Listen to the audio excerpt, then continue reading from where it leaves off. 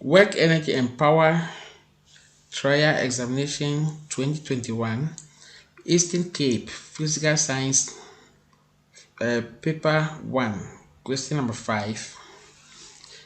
A force of 62.5 newtons is applied to a trolley of mass m kilograms parallel to the inclined surface as shown to keep it moving down an inclined surface at a constant velocity. So the words that we have to check here is we have to look at the type of force. Is what an applied force is acting on the incline, and we see that this force is acting up the plane. But which other word is important here? To keep it moving down, which means that this trolley is moving down. But when we look at the diagram, we see that the applied force is up. So you don't have to depend on the diagram only, but you need to depend on the text and then the diagram to actually understand what is going on. So what is going on here is that this applied force is like somebody is holding the trolley or applying a force, and the person is moving down with it while holding the trolley so that it does not move, accelerate, something like that is happening. So do not be misled by the diagram, because many learners tend to look at the diagram and they say that this trolley is moving up without looking at the text.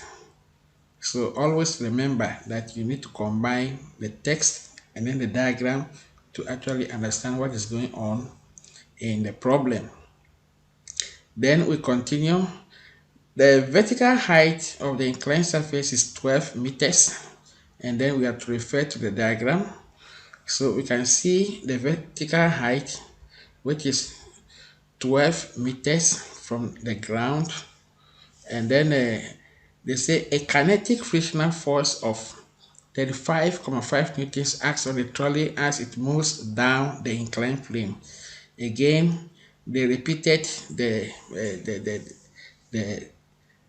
statement that says that it's moving, or the phrase that says that moving down is repeated here. So we have to take that into consideration once again. And then to understand the type of forces acting on the trolley, it is a good idea to produce a free body diagram, because with the free body diagram we'll be able to determine the kinds of forces acting on the object and the directions in which these forces act on the object. We need this information for calculation. So even though we've not been asked to draw the free body diagram, it's a good idea to get one. So from the diagram that we have sketched, we see that we have a trolley, which is the dot, and then we see the applied force up, and then because this trolley is moving down, the direction of the friction is up. Let's remember that friction always opposes the motion of an object. So if the motion is down, or if the displacement is down, the frictional force must be up. And then we see the normal force, which is the force perpendicular to the inclined surface, and that is it. We see it here. Then we see the gravitational force, which is the force that is acting straight down, but for the purpose of calculations, let's use the components, and with that we can say that we have the parallel component of the gravitational force, which is this one, in the same direction as the motion or the displacement of the trolley, and then Fg perpendicular, which is this one. Let us remember also that perpendicular forces, which is the FG perpendicular and then the normal forces do not do any work, or they do zero work because of the directions of these forces. So we continue, and then let us scroll down. Now write down the name of the conservative force acting on the trolley.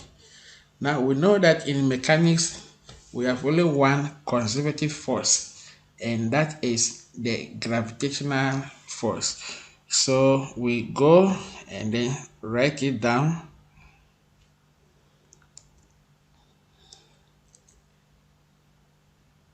That is gravitational force. And then let's look at 5.2.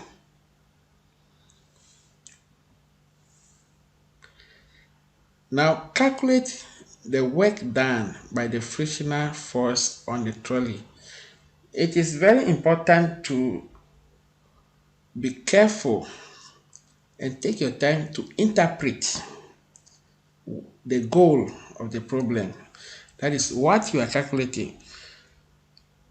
You should understand what it is. You are to calculate the work done by the frictional force, not the frictional force. The frictional force has been given here as 35,5 newtons. So what they require you to do here is, what is the magnitude of the work done by this force? And then we need a formula and then the information to be able to calculate the work done by the frictional force. So let's go to the formula sheet and then check the formula that we can use to calculate work done by a force. So by that, we go to the block of work, energy, and power, and then we see that there is this formula, which is work done. The symbol for work done is W, is given as the force times the displacement times the cosine of the angle between the force and the displacement.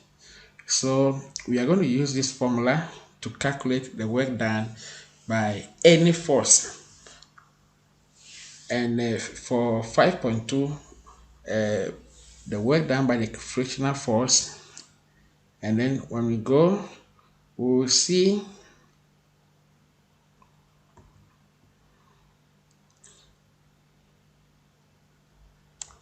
we write the formula as work done, that is W subscript F is equal to the symbol for frictional force times the displacement times the cosine of the angle between the displacement and the force. And then it means that we need information about the displacement and then the angle between the force and the displacement, and then we'll be able to calculate the work done. So let's go back and then check if we have the displacement. Now we see that on this diagram, do we have the displacement? No, that is AB, which is the hypotenuse of this right-angled triangle. We don't have the displacement. And then is it given in the question somewhere? Let us check. It is not given. We are only given the vertical height, which is this one. And then we are also given the angle of inclination, which means that we can calculate the displacement and then use it in the work formula. So what type of calculation can we do here? This is a right angle triangle with a hypotenuse, and then the opposite is equal to 12. So we can say that sine theta is equal to 12 divided by delta x. And then when we change subject, we can find the magnitude of delta x, and that is sine theta squared 12 over delta x, and then when we make x the subject of the formula, we will get delta x equal to 24 meters. Then we substitute this 24 meters in the formula that we have already written, and then let's always remember that the angle for the frictional force is 180 degrees, because friction is always opposite the direction of the displacement. So the magnitude of the frictional force times the displacement times the cosine of the angle between the force and the displacement will give us negative 852 joules, and that is the solution for question 5.2. Then what is question 5.3 saying? We check, and then it says that we should write down the change in kinetic energy when the trolley reaches the bottom of the inclined plane. Now let us go back and then refer to some information. Now remember that it is said that the trolley is moving at constant velocity. Now what that means is that the change in velocity is zero. There's no change in velocity, and when there's no change in velocity, it means acceleration is zero, and it also means that change in momentum is zero, and then change in kinetic energy is zero, and the net work done on this trolley is also zero, and with that we'll be able to say that the change in kinetic energy is equal to zero. So that is the solution for 5.3.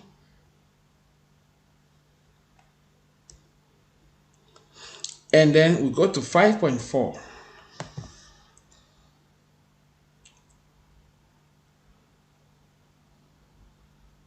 Now 5.4 says that use the work energy theorem to calculate the mass m of the trolley.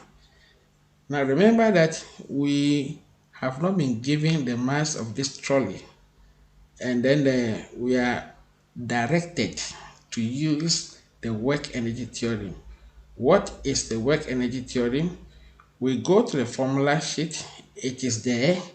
It is this one, that is work net is equal to change in kinetic energy. So it is a matter of copying this formula on the answer sheet, and then we begin to work from there. So work net is equal to change in kinetic energy. Now what is work net? Work net is the work done by all the forces acting on the trolley. So this is where we will see the importance of the free body diagram. So work net is the work done by the applied force plus the work done by the frictional force plus the work done by the gravitational force. Remember, we don't include the perpendicular forces because they do zero work on the trolley by virtue of their direction. They are all perpendicular to the plane, so we don't include them in the work net expression. And then when we go ahead, we are going to say that work net, that is work done by the frictional force plus work done by the applied force plus the work done by the perpendicular component of the force of the gravitational force is called change in kinetic energy. Then we have to expand this formula strategically so that we can make substitution into the work done by these forces. But let us keep in mind that the work done by the frictional force is already known, so we don't expand that one. So the expansion we have here is work done by the frictional force plus now F delta x, the cosine of the angle between this force and then the displacement, plus mg sin theta. Mg sin theta is the magnitude of the gravitational force times the displacement times the cosine of the angle between the displacement and the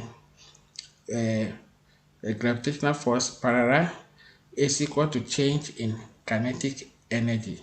Then we begin to make a substitution.